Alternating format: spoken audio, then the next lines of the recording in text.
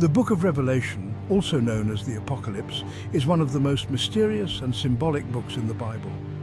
Within its pages, we encounter vivid visions of cosmic battles, strange creatures, and powerful symbols of good and evil. Among the most striking elements of Revelation are the terrifying monsters that appear, each representing spiritual truths, political powers, or forces of nature. In this video, we'll explore the monsters of the Book of Apocalypse and the deeper meanings behind them. One of the most well-known and terrifying images from the Book of Revelation is the Four Horsemen of the Apocalypse. In Revelation chapter 6, the Lamb of God opens the first four of the seven seals, unleashing four riders on different colored horses. Each horseman represents a different form of catastrophe. The first rider, on a white horse, is often interpreted as a conqueror. Some see this figure as a representation of Christ, while others interpret it as a symbol of conquest and tyranny.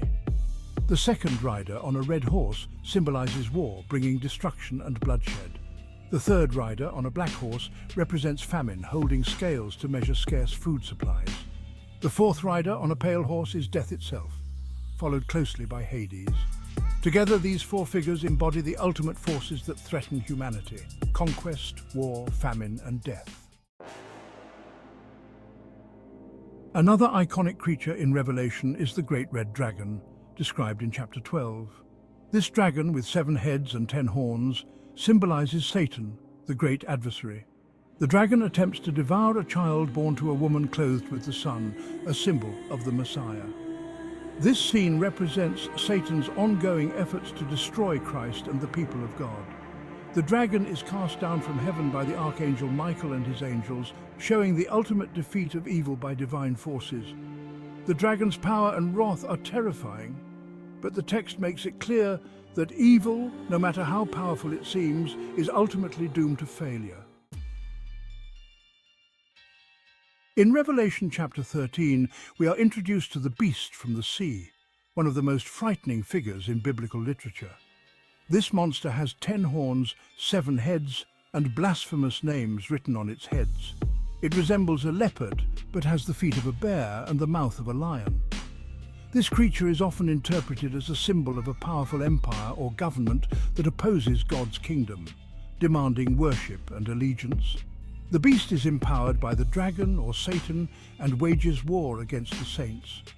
Many scholars link the beast to the Roman Empire, which persecuted early Christians, though it can also represent any oppressive political power that seeks to crush God's people.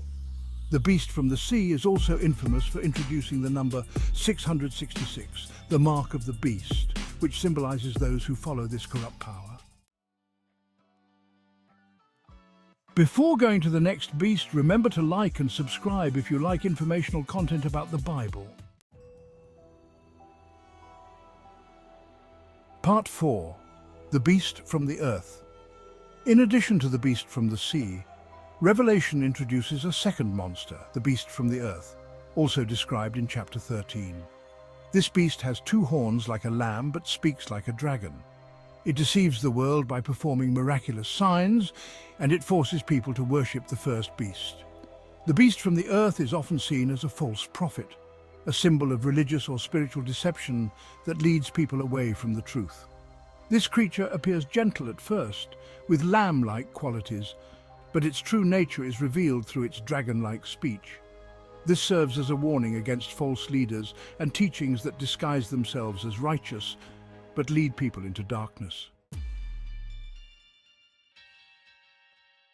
Part 5.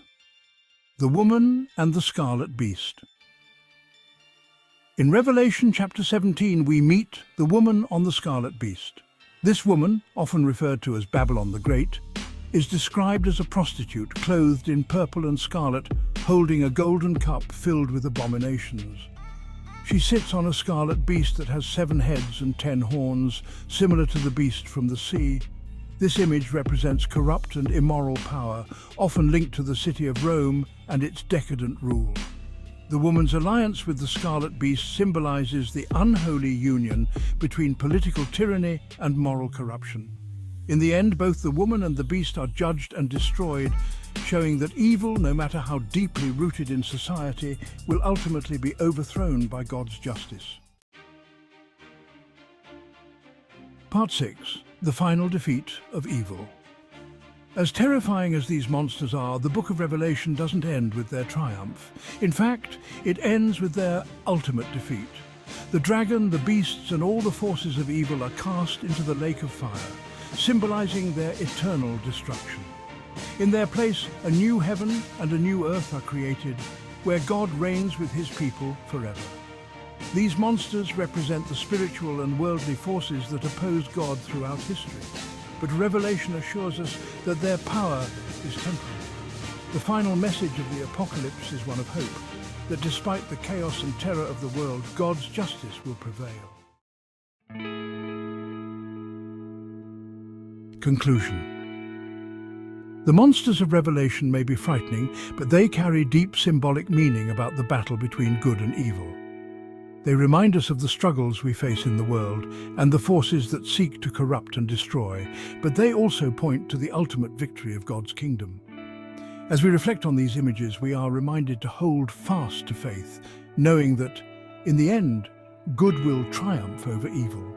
If you found this video enlightening, make sure to give it a thumbs up and subscribe to our channel for more deep dives into the mysteries of the Bible.